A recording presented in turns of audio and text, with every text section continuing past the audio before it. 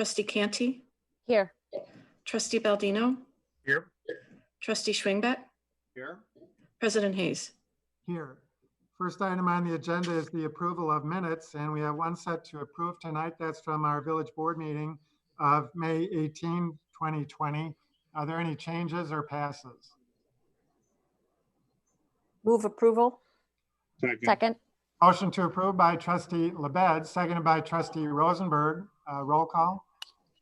Trustee LaBedz, Yes. Trustee Rosenberg, Yes. Trustee Schwingbeck, Yes. Trustee Padovani, Yes. Trustee Tinaglia, Yes. Trustee Baldino, Yes. Trustee Scaletta, Yes. Trustee Canty, Yes. President Hayes. Yes. Next is the approval of the accounts payable, and I call on Trustee Rosenberg.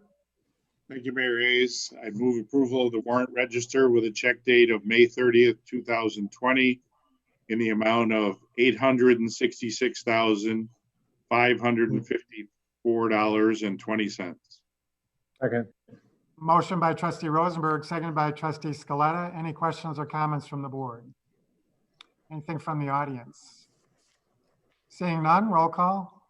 Trustee Rosenberg, Yes. Trustee Scaletta, Yes. Trustee Tinaglia, Yes. Trustee Canty, Yes. Trustee LaBedz, Yes. Trustee Schwingbeck, Yes. Trustee Baldino, Yes. Trustee Padovani, Yes. President Hayes. Yes. Well, next under presentations, and before we move on in the agenda tonight, let me just say a few words about the state of the village of Arlington Heights as we find ourselves this evening, before I turn it over to our village manager and police chief for some comments of their own. I was hoping tonight to be able to talk about what a great weekend we had with the beautiful weather and the reopening of our businesses, including our restaurants for outdoor seating under phase 3 of the Restore Illinois plan. Unfortunately, other events have changed my emotions from happiness and hope to anger and sadness and taken COVID-19 off the front burner for now. Let me just say in no uncertain terms that I condemn the senseless murder of George Floyd up in Minneapolis last week and the hateful, racist graffiti sprayed around locations here in Arlington Heights this past Saturday night. Hate truly has no place here, and we will do all we can to ensure, as we just pledged to our flag, liberty and justice for all citizens of the city of good neighbors. We owe that to George Floyd, and having just observed Memorial Day, we owe it to our fallen heroes who fought and died to preserve those rights. Having worked with the men and women of our police department for almost 30 years now, I have the utmost confidence that they are up to the task and that they will continue to protect and serve our community in a professional, equitable, and courteous manner at all times. Having condemned some, let me also commend the many who exercised their First Amendment rights by protesting peacefully, especially the hundreds who gathered at North School Park late yesterday afternoon. I was very proud to hear on television news this morning that one station contrasted the violent protests around the Chicagoland area with the peaceful protest here in Arlington Heights. Having said this, I know that it is but by the grace of God we go here in Arlington Heights. And so I ask that all in the city of good neighbors treat each other with the respect they deserve as human beings, and that His blessing be upon us as we work together to find solutions that will get us through these difficult times. And with that, I'll turn it over to our village manager, Randy Recklaus, for some comments. Randy? Thank you, Mayor. Village staff is obviously monitoring events closely in our region and throughout the country. The devastating murder of Mr. Floyd by a police officer while 3 others stood by impacted everyone who watched that video. Speaking for those of us who serve the public professionally, seeing those images not only invoked a feeling of disgust, but also a betrayal of what it is we stand for and work towards every single day. While we share the outrage felt all over the country about Mr. Floyd's murder, we're also charged with protecting the public safety of our community and have to look at current events with an eye towards protecting the public as well. However, we're very proud that our police department is one of the best trained in our region with a culture of problem and conflict resolution that is second to none. I have asked Chief Nick Pecora to talk about some of the steps that our police department takes to ensure that our police officers can protect our community without violating the trust of those they are charged to protect. So I'll turn things over to Chief Pecora. Thank you, Manager Reckless. Good evening, Mayor and members of the board. The death of George Floyd at the hands of police officers has understandably sparked outrage throughout the United States and now the world. Treatment like this of a fellow human being is sickening. It leaves everyone, including police officers, shocked, appalled, and infuriated. Mr. Floyd's murder is a painful reminder to all who strive for justice and equality. There's a lot of work ahead. Understandably, protests and demonstrations have taken place. One occurred at North School Park yesterday, and one began near Arlington Heights Road, Northwest Highway at 5:30 p.m. Protesters raised legitimate concerns regarding policing policies and practices ranging from the use of force to bias in policing. I've heard the voices, and the concerns are mine as well. I thank and applaud those who participated by exercising their First Amendment rights and for doing so in a lawful and respectful manner.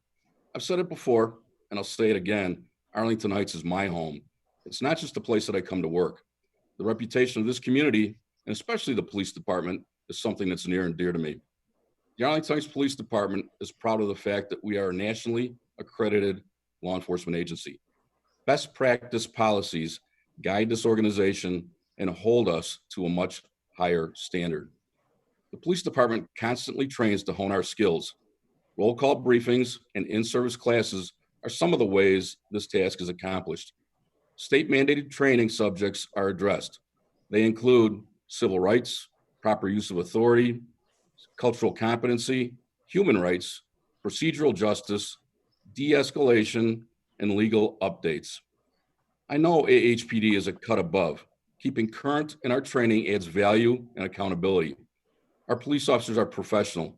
In my opinion, a top-notch crew committed to serve the community. It's imperative that we do not let the violence and destruction distract us from the real challenge.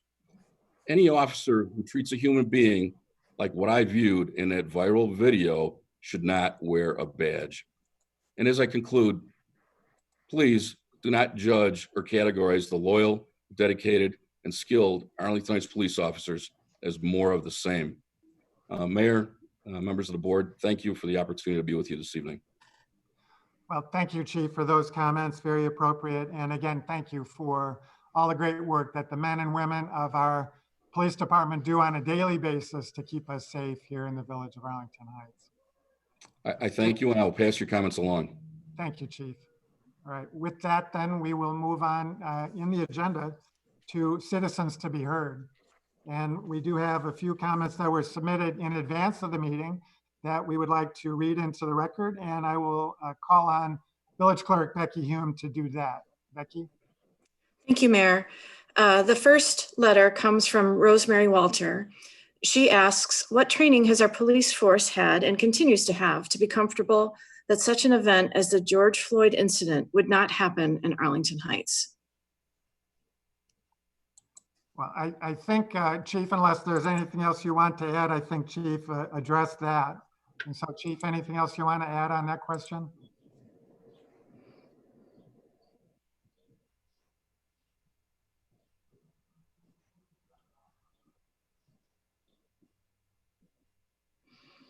Chief, are you still there? I think he lost his signal. If Chief Pecora is not there, I can speak to that. Okay, Mr. Recklaus? Our police, I've obviously been speaking with Chief Pecora and the command staff quite a bit over the last few days about recent events, and we talk about these issues. And a couple of things that we do is we try to instill a lot of confidence in our police officers in being able to resolve all kinds of conflict. Everything from speaking to people and trying to get them to de-escalate, working with people that may be suffering from mental illness or some sort of impairment, and being able to recognize that, up to and including, if necessary, and if only if necessary, force.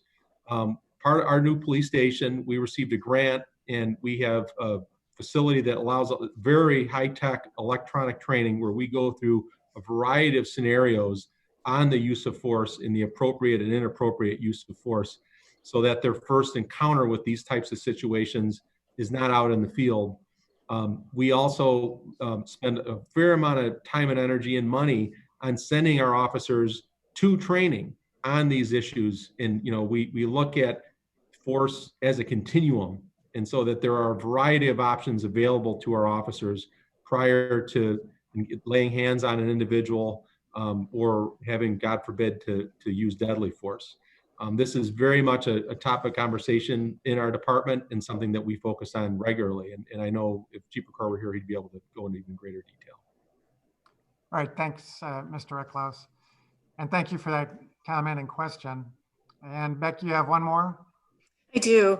The next letter came from Paul Scott.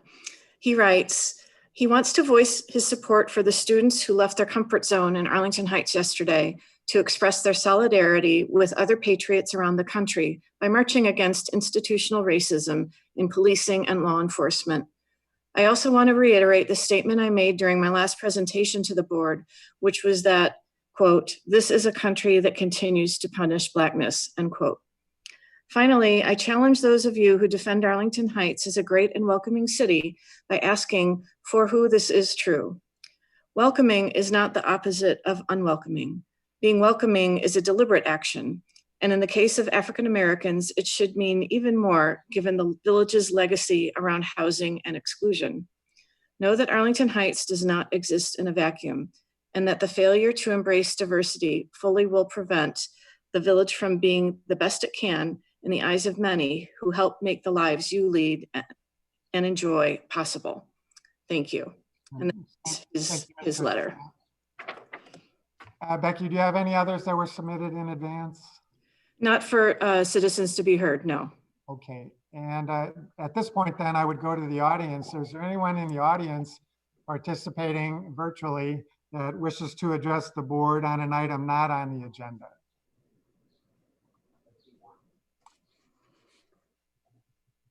All right, for some reason I'm not seeing any hands raised. All right, if there's anyone raised there, I see Mayor Janet John Bork, looks like.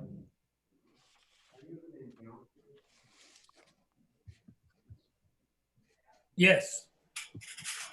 Okay, Janet and John, if you just give your full names, please. Sure. John Allen Borick is my name. I've been here before, and I want to say good evening and thank you for the work that you're doing in guiding the village and the opportunity you give to citizens to address you, and also for learning to meet virtually. This is a new thing for all of us. And for the comments by Chief Vaquera and Manager Rickloss. Well, I'm Reverend John Allen Borick, a member of Bridging the Black-White Divide, a group that has been addressing racism and diversity for the past 5 years in this community. I'm also a former staff member of Our Savior's Lutheran Church on North Arlington Heights Road, where my wife Janet and I are active members. Our congregation and hundreds of residents in this village, as shown by the peaceful demonstrations yesterday, are outraged by the murder of people of color, especially African Americans, Breonna Taylor in Louisville, Ahmaud Arbery in Brunswick, Georgia, and George Floyd in Minneapolis were just the latest. Black Lives Matter.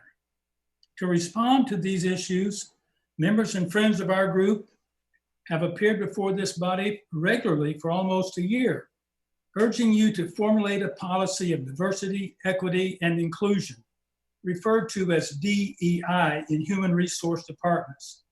We've been asking you to develop specific measurable goals in hiring people of color, especially people who are African American, in the departments of the village, especially the police department. Through the efforts of Reverend Clyde Brooks, chair of the Illinois Commission on Diversity and Human Relations, a community service officer who is African-American was hired in the police department, so thank you. And I would include in this urgent request that you look at the makeup of other departments as well as the volunteer positions on boards and commissions. There are people of color who reside in the village of Arlington Heights who are capable and willing and available to serve. Now, I urge you not to get hung up on the violence and riots, which Dr. King called the language of the unheard. Our nation needs healing, but there can be no healing without justice and the causes of disparity. The racial divide is a white problem. White people created it, perpetuated it, and have the responsibility to correct it. And you have the authority. You have the power. You do not need a referendum or a focus group to do the right thing. In a moment like this, as Dr. King once said, silence is betrayal. Or as another person stated it, white silence is white violence.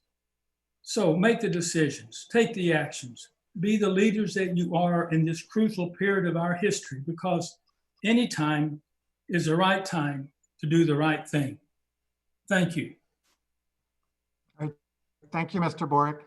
Just a very brief response. I think we've been anything but silent, especially in the last couple of days on these issues, and really expressed our outrage as well as many others in the area and throughout the country have as well.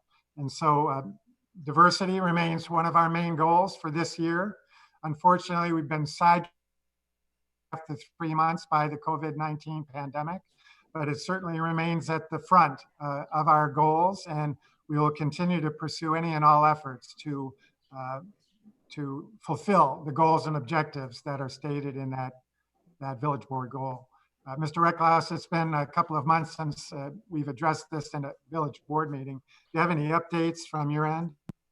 No, I would agree with what you said. I mean, we have several projects in our business plan related to this, including the development of a diversity and inclusion policy and prioritizing diversity for sworn officer recruitment. If you recall, the village, myself and Chief Ricora led a regional effort to develop a recruitment event for getting minority police officer candidates to the northwest suburbs, and it was planned for late March and had to be canceled due to the COVID-19 pandemic. Our HR department had planned on attending and participating in a diversity fair in Chicago. That too was canceled. And so obviously we've had some setbacks in terms of timing, and given the pandemic and the economic upheaval, our priorities, we've had to reshuffle the deck in terms of what we have as front burner, but it absolutely is something still that is a priority for us, and that we hope to be able to hit with all cylinders once we settle down. But this is something that we talk about regularly and is absolutely on our to-do list currently. Thank you, Mr. Recklouse. I do see one other hand, and that's George Motto. George, and you're just reminded of the three-minute time limit. Thank you, Mayor Hayes. I would just like to support and echo what Paul Scott says in essence, and what Reverend John said. I am a long-term resident of Arlington Heights. I certainly love this community. I feel very safe in the community. And in the past and even recently, I've applauded our government's efforts to help us along, keep us safe. And I'm very proud of that. And I believe we have an excellent police force. My comments are more general as to the basis of kind of what happened in Minneapolis and which is going on in this country, and which I think we have to acknowledge. We have to acknowledge, excuse me, as Paul Scott mentioned, endemic or systemic racism. And we can't be naive and Pollyanna-ish to think that perhaps some of that is not in our village of Arlington Heights. My only thought and recommendation is that not only do we, diversify our police force, yes, we should, but maybe even try to diversify our community. When I spoke before the board, I recommended that perhaps we start a blue ribbon committee of representatives from the village to explore diversity and inclusion. And but to do that, I think we'd have to admit in our hearts and in our minds, maybe in our hearts we know it, we have to get our minds around the idea, yes, that there is endemic racism and institutional racism in this country and in our area. And so I just think that strike while the iron is hot, so to speak, not hit somebody when they're down, but realize that what's happening is only a symptom. And if you treat a symptom, a Band-Aid, it's not going to work. That's all I'd like to say now, and I do applaud your efforts. Thank you. Right. Thank you, Dr. Motto. We appreciate your comments. I see no other hands from individuals who wish to address the board on an item not on the agenda. So seeing none, we will move on then in the agenda to the consent agenda, there being no old business. And are there any members of the board who wish to remove an item on the consent agenda? Trustee Rosenberg. Thank you, Mayor. I'd like to remove consent petition A on Arlington 425. Okay, that shall be removed. Any other members of the board wish to remove an item on the consent agenda? Seeing none, we did have a request to remove that same item from Keith Moons, a member of the community, and so his request will be granted through Trustee Rosenberg's request. Any other members of the audience wish to remove an item on the consent agenda? Seeing none, are there any members of the board who wish to vote no or pass on any remaining items on the consent agenda? If not, I'd entertain a motion to approve the remaining items on the consent agenda. So moved. All right, let's go with Trustee Padovani and seconded by Trustee Canty. Any further questions or comments? Seeing none, roll call. Trustee Padovani, Yes. Trustee Canty, Yes. Trustee LaBedz, Yes. Trustee Tinaglia, Trustee Tinaglia, Yes. You're Trustee Baldino, Yes. Trustee Schwingbeck, Yes. Trustee Scaletta, Yes. Trustee Rosenberg, Yes. President Hayes. Yes. Well, we will go ahead and move to, there being no new business. We'll move to this item then, if there's no objection. The Arlington 425 Plan Unit Development request for an extension.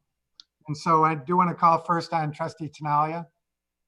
Thanks, Mayor Hayes. I will refrain from any comment or voting on this matter. I had intended to do that under the consent, so I'll do so now. All right, thank you. And we do have from the petitioner 4 individuals who may or may not be present: Mike Fursell, Bruce Adriani, William Warman, and Steve Masuda. And so why don't we go ahead and go to them for their request before we go to the staff, if that's okay. Randy, any objection? No, I think that's fine. Okay. Mr. Fursell, are you there? I am. All right. Well, I am here. Thank you. Why don't you tell us briefly? We've obviously got your materials, but tell us why the request for an extension. If you will recall, on June 3rd of 2019, a preliminary plat was approved pursuant to Ordinance 19-019. In addition, an approval of a preliminary PUD was approved at the same time. Over the course of the next 9 months or so, we had engaged with various proposed lenders and equity providers in exploring the financing of this very, very costly project, well in excess of $100 million to build this development. In an undertaking such as this, there is considerable amount of due diligence, number crunching by lenders, consultants, and over the course of that period of time, in approaching several of the potential lenders and equity providers, additional information such as more exact numbers for rental as well as construction costs were requested. Approximately 3 months ago, or 3 months before the 1 year was up, COVID-19 reared its ugly head and all discussions ceased. It's as if a faucet had been turned off. So for the last 3 months, we have been unable to pursue any additional or primary financing of both debt or equity. In this unprecedented time, in the 9 months we did have, those experienced in projects of this magnitude realize it takes a long, long time to put your financing package together. For this reason, plus other reasons, such as our inability to confirm the final utility layout, specifically with ComEd, and other final engineering plans, which is also quite detailed, final architectural drawings, which are extremely expensive and time consuming. We need additional time to complete what we need to complete to construct this project. I made my first request on April 15th. Additional information was requested, which I submitted on last week to Charles. We have had several discussions. I think we all want the same thing. We want to see this project built. I'm not sure it's in anybody's best interest to not grant the extension. Suggestions have been made that it be, I read the staff report. Staff is requesting a 3-month extension.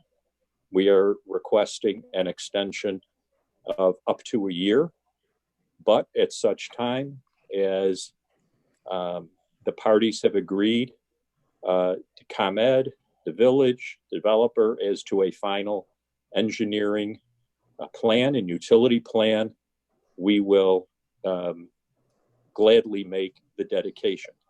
There's just too much outstanding at this point for us to make the dedication without knowing we, number one, will have a project after 3 months if the next extension, if proposed, is not granted. And with that, I would recommend item number 3 of the recommendations of the staff, or the options the staff has given, even though staff is recommending item number 2. Thank you for your time. Thank you, Mr. Fursell. Mr. Eckles. Thank you, Mayor. As Mr. Fursell said, staff is recommending option 2 for 90-day extension. We want to make sure that all the parties are well motivated in our effort to resolve the issues with ComEd. And, you know, if we either resolve the issue in 90 days or are confident that everyone is moving forward in good faith, and staff could, issue another recommendation to extend it further, if it pleases the board. That's the reason why staff recommended a shorter period of time, is we would like to move forward with our discussions with ComEd and 425 and get this issue to a speedy resolution. I don't know if Mr. Perkins wants to add further detail and color to this.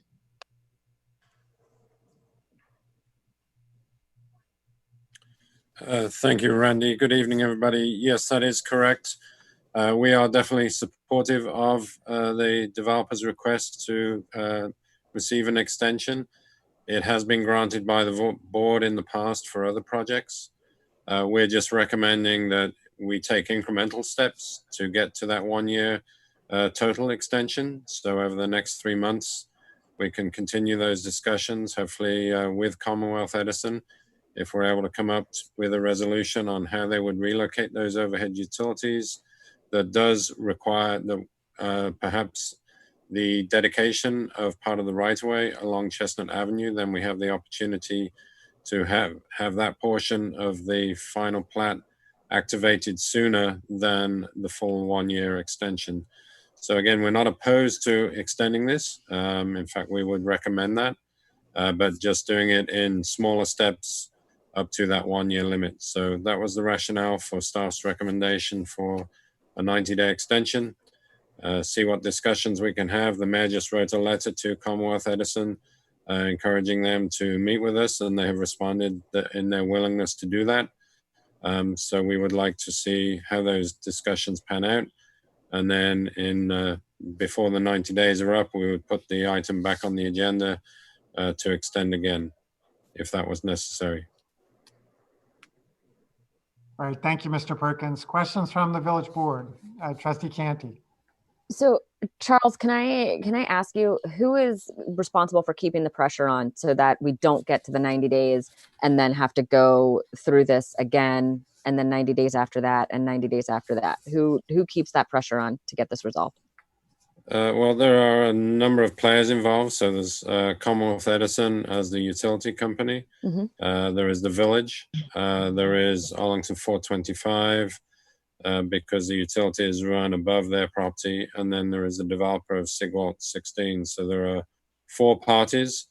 Everyone has a different desire on their project and to make mm-hmm. sure that it doesn't negatively impact their development from a developer point of view.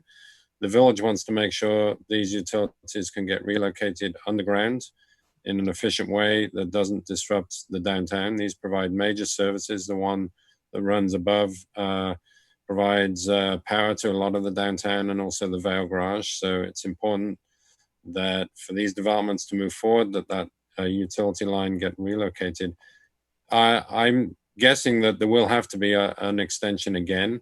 Even if we come to a resolution and the right-of-way was ready to be dedicated, then the remainder of the project will still need an extension so the developer can then move forward with their financing and all the plans that they need to put together. It's not uncommon for a project of this size to need an extension because it is so complex and there's a lot involved to pull a project together like this.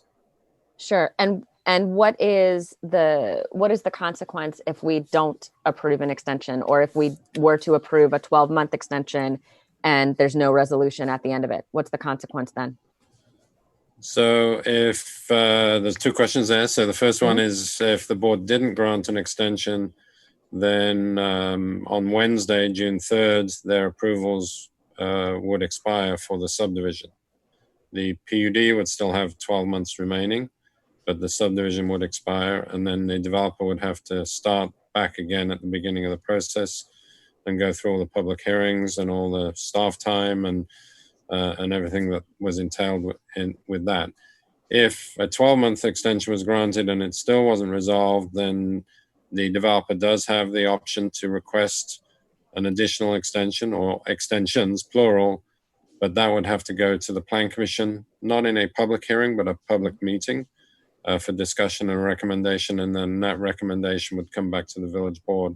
And again, that has happened in the past. Town and Country Shopping Center is one that comes to mind, where they had an initial extension approved by the board and then went to Plan Commission and received several extensions after that before they were able to move forward with their project.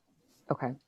And so you're recommending the 90 days because you think that within the 90 days, you can resolve the issue with ComEd and then could, as a matter of course, request another 90 days to finalize all of the financing that needs to happen. Is that what I'm understanding? I'm guessing if we were to come to a resolution on the utility relocation, that was acceptable and didn't negatively impact the developer's site, and didn't impact Sigwalt 16 site, and was acceptable to the village to provide power, and ComEd was willing to move forward with it. If we're able to get to that point, within the 90 days, then there would still be, at that point, we would request the dedication of the right-of-way on Chestnut if it was needed, and then grant full extension through the remainder of the 12-month request that they have made.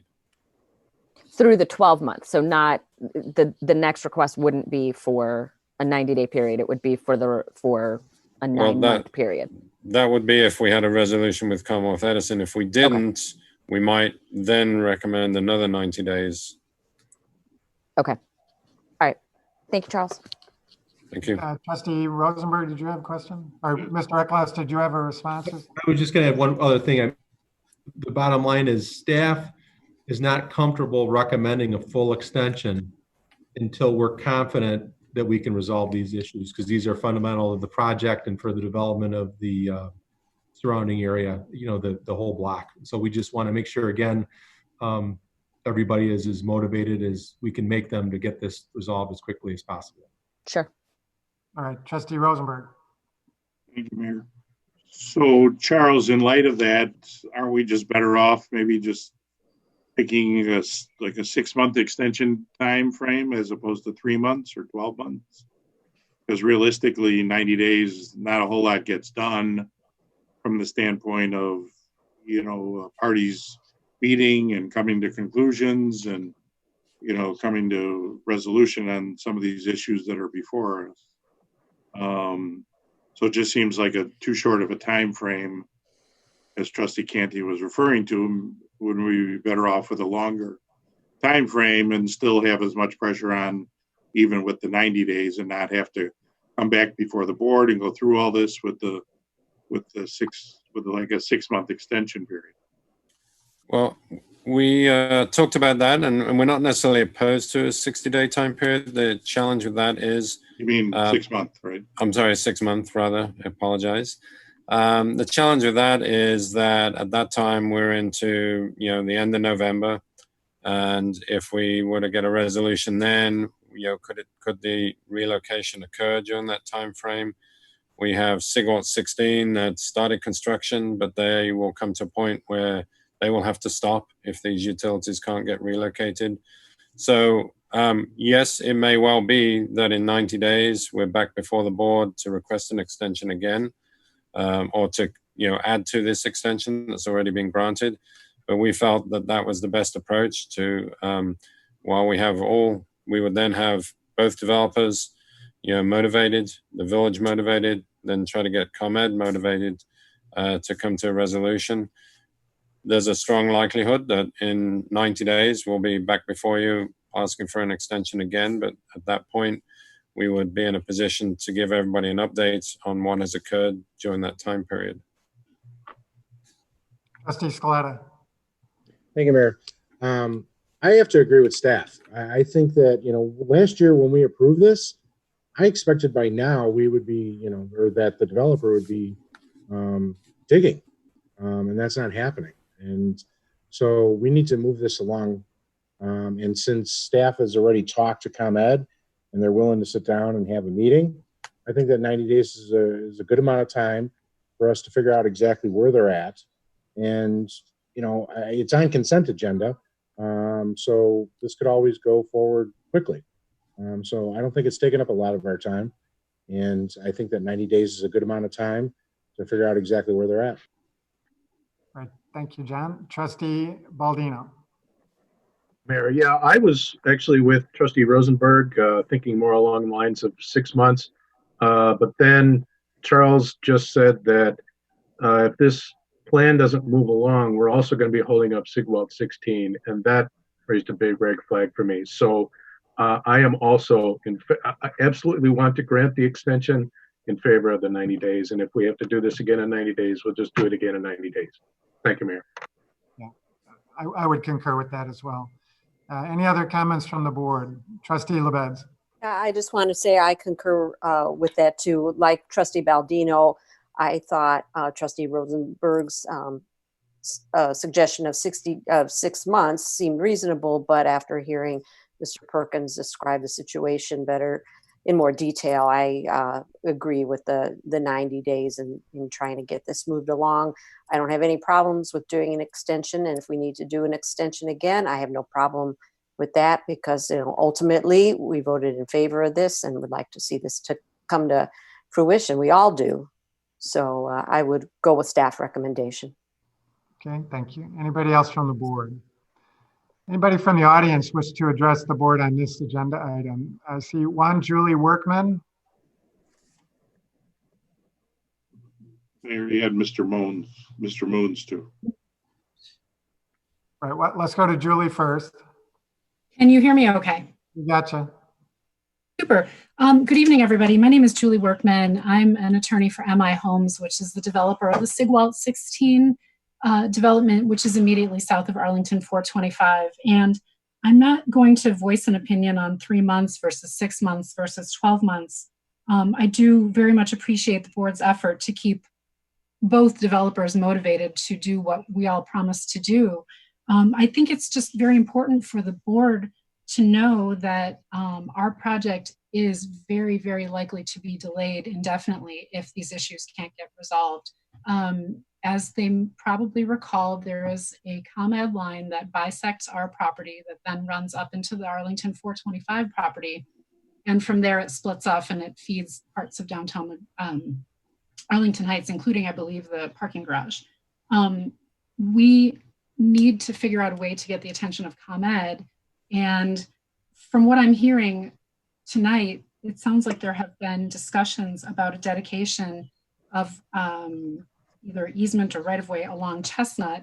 We haven't been party to those discussions, but I'm curious, number one, whether ComEd has indicated that that dedication is what is necessary to resolve this problem. And number two, if that is what is necessary, has the village entertained the idea of perhaps a taking, an eminent domain condemnation, something along those lines? We are starting pre-sales very soon. We have a webinar with prospective buyers tomorrow night, June 2nd. And as you noted earlier, we have started construction. Our earthwork is already 100% done, and we really can't afford any more delays.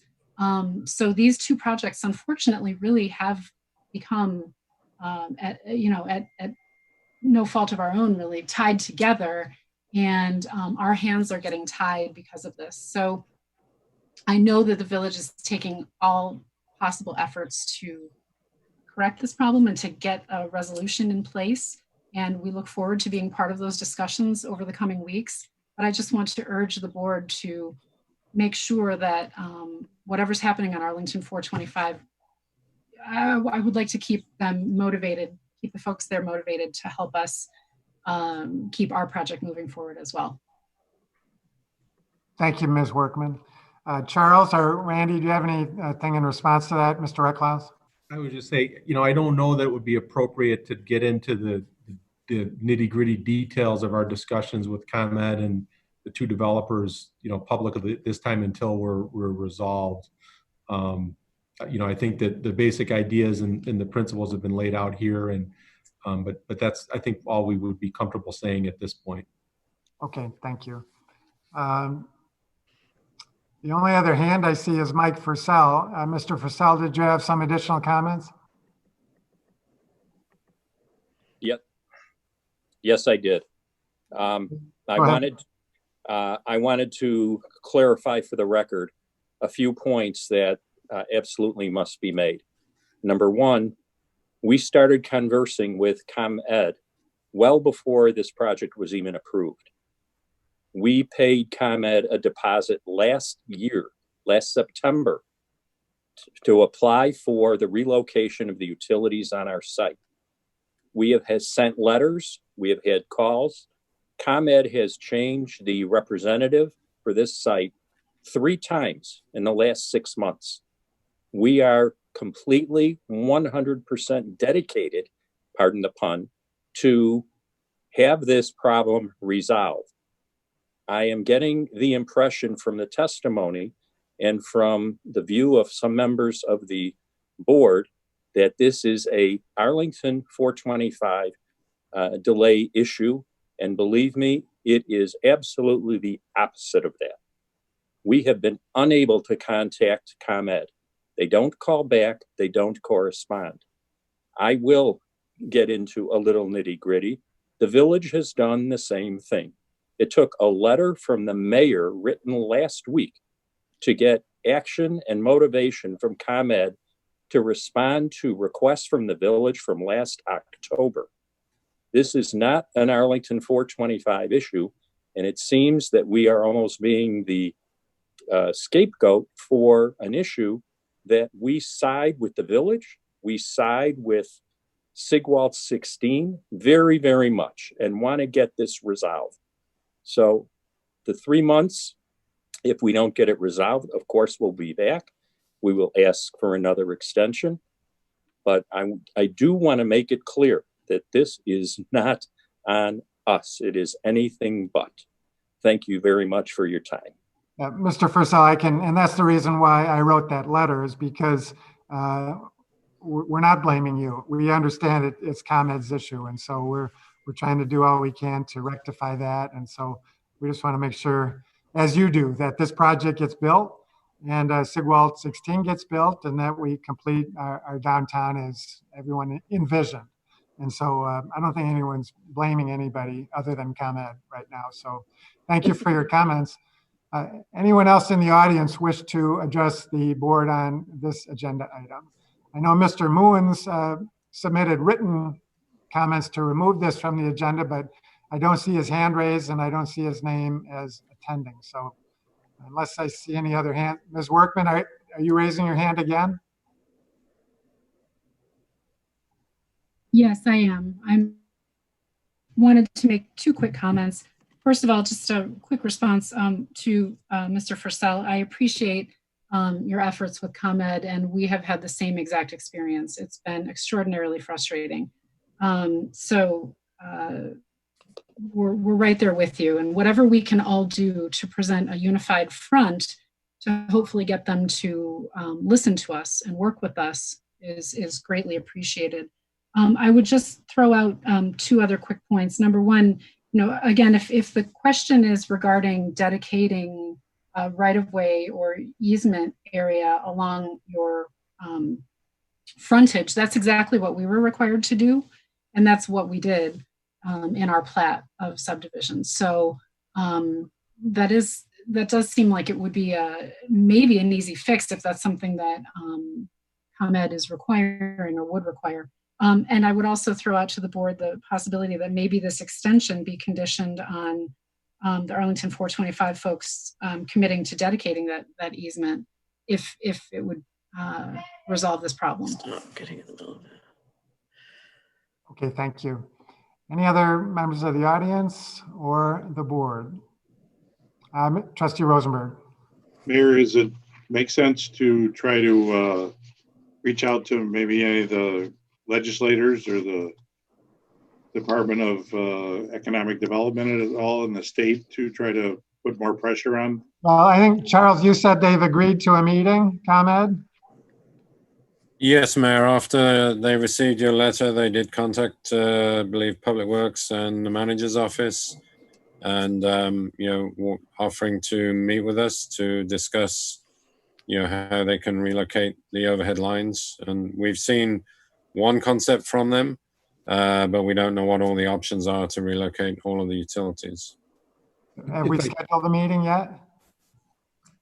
If I can, Mayor, we have some internal work to do first. A lot of our efforts, staff has been very busy lately. And so we haven't had a chance to resolve all the internal issues and then schedule that meeting. This has all happened very quickly, like in the last week and a half. What I was going to say is, I do believe, because I've spoken with ComEd since you wrote your letter and got the response, and they also have provided materials to us with uncharacteristic speed. I think they are particularly motivated right now to find a resolution to this. And so that's one of the reasons we want to strike while the iron's hot while we're getting a good response from ComEd so we can move this thing forward. But we have not scheduled the meeting yet, but we anticipate we'll be doing that soon after we resolve a couple of internal issues. Okay, well, thank you. I would ask that the staff then schedule that meeting as soon as we're ready to go, to take advantage of their willingness to meet and to prevent us from, as Trustee Rosenberg has suggested, at least for now, to having to contact our local legislators since they've agreed to meet. So with that, if there's, Mr.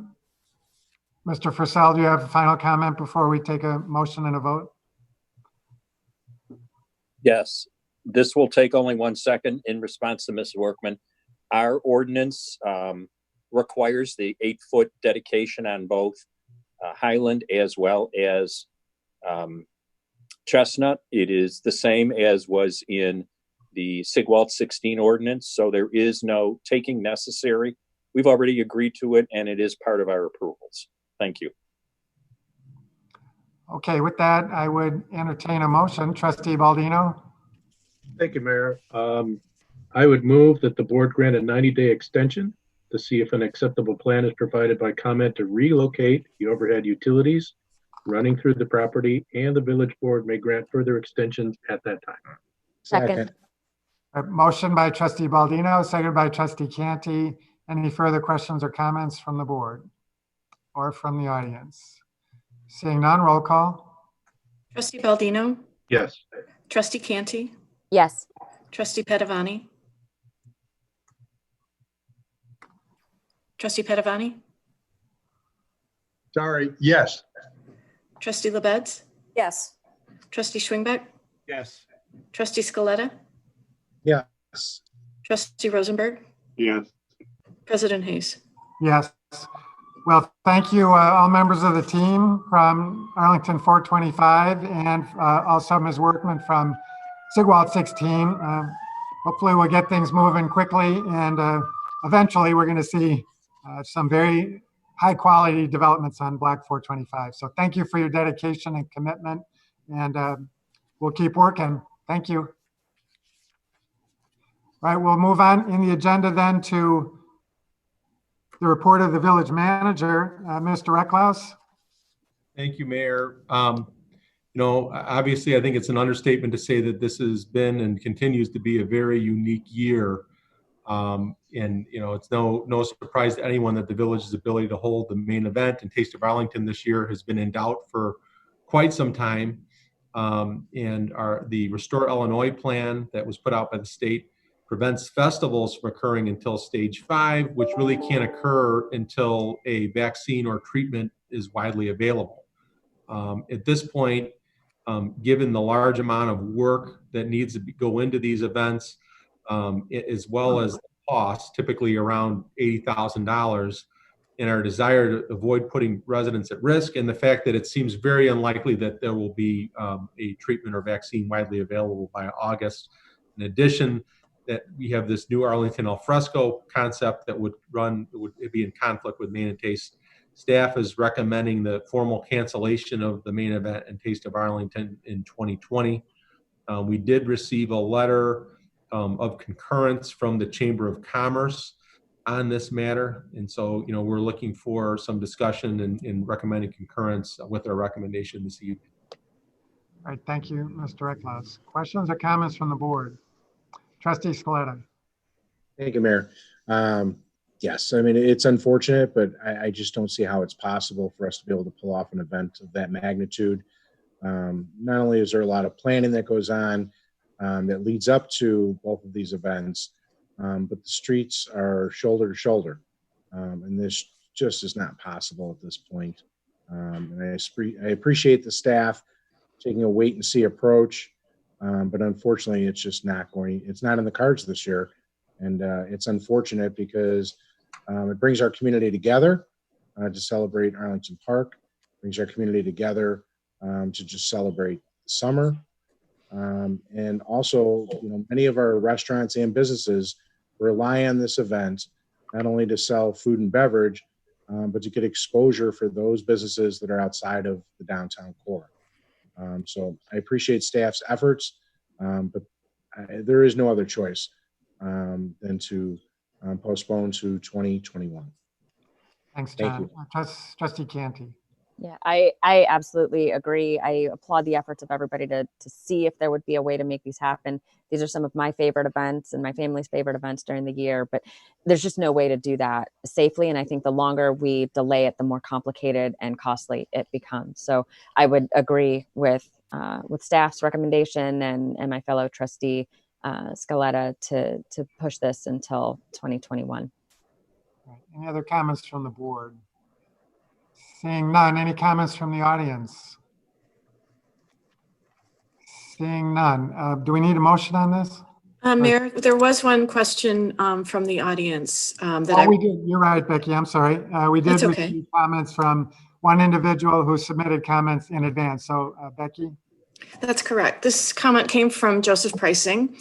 He asks, would the village consider allowing entertainers or bands to perform for free in Harmony Park each Friday or Saturday near the stage area, providing their own equipment? Right. Mr. Eckloss or Mr. Perkins? Thank you, Mayor. You know, we've been talking a lot about this type of thing. And, you know, currently we just, you know, while the Arlington al fresco concept, which I can give an update on in a minute, you know, is going to allow more people to be in our downtown. The whole idea of it is for them to be segregated by restaurant in a socially distanced way that's very controlled.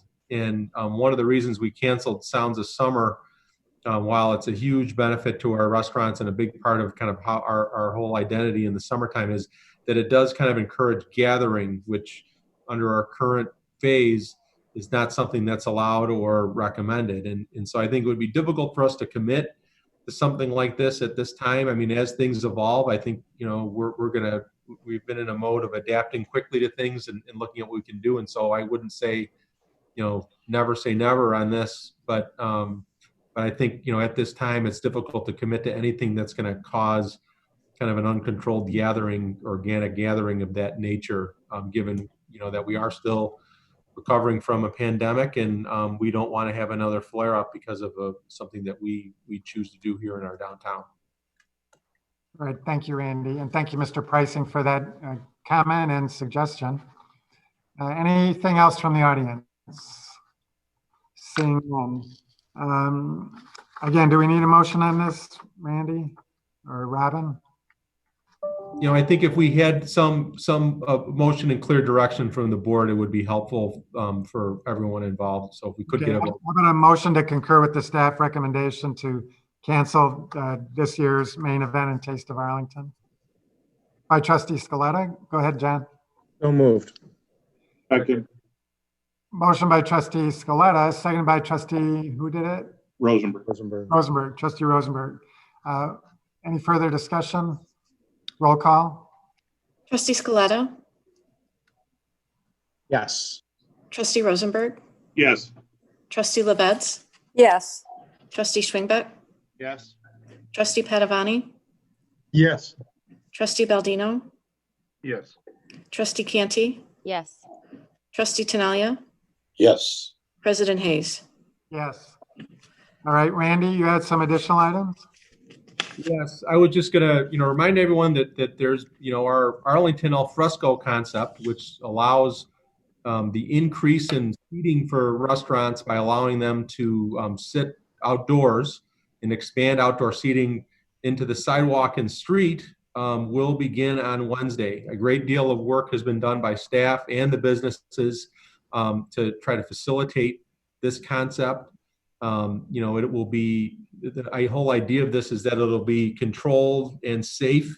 Every restaurant will have their own designated seating area that'll be fenced off to allow them to serve more customers in a socially distanced way. Pedestrians will be able to walk down an 18-foot walkway down the middle of the road. There will be no vehicular traffic. We do not allow walking around with any kind of alcoholic beverage. You know, we want to stress this is not a festival type atmosphere. This is merely a way for us to facilitate helping out our businesses. Curbside pickup for retail and restaurants will still be available. There is some parking spaces set aside at the entrances of these areas for that. We also have set aside parking in the Vale Garage at certain locations and parking lot E just south of the train station for curbside pickup. More information and the maps are available on our website. But we're very excited about this. This is going to be something that we think will really help our businesses through the summer.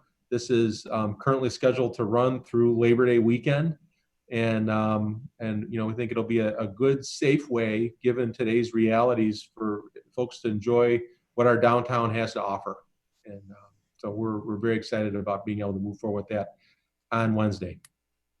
Well, thank you, Randy. And thank you to all members of the team who have spent many hours in getting this ready to go. And we thank the members of the business community as well, who've provided very much needed input in terms of how this will be implemented and executed in the village of Arlington Heights. And so there will be some growing pains. I know there will be some issues, but we'll address them as they come up. And hopefully it will be a good summer, as much as we can enjoy under the Restore Illinois Plan restrictions. And so thanks again to all members of the team.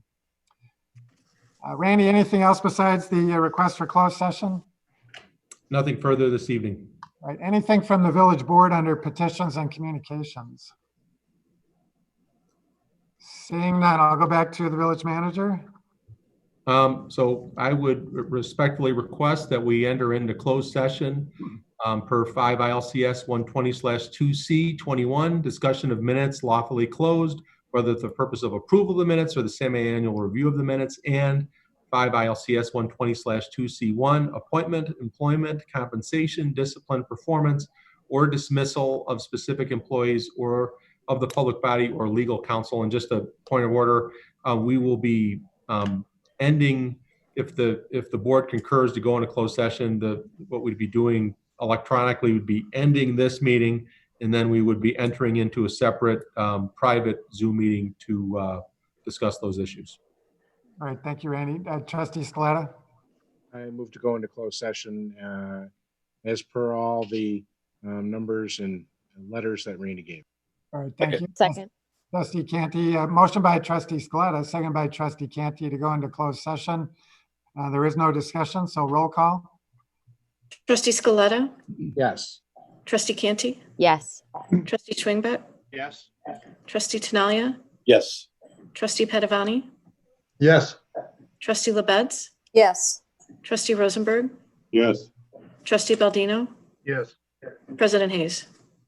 Yes, so we are adjourned into closed session. Thanks to all who joined us virtually this evening. And please try to enjoy the rest of the summer here in the village of Arlington Heights and stay safe. We are adjourned. Thank you.